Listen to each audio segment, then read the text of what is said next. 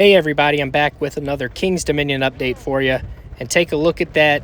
We've got some new pieces of track up and it's up above Toonbeely now. So we're gonna walk in and take a look. These would be the first pieces that we've had installed on this side of the construction wall.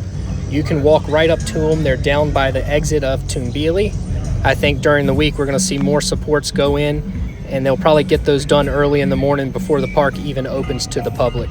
July 31st is the big ride announcement. It's gonna be interesting to see how much work they get done leading up to that. And I'm really hoping we're gonna see some more stuff on this side of the fence, so we'll keep an eye on that. I'll be back tomorrow, and we're gonna walk around now and get some shots from different angles. Thank you guys for watching. I hope you enjoyed this one, and I will see you soon.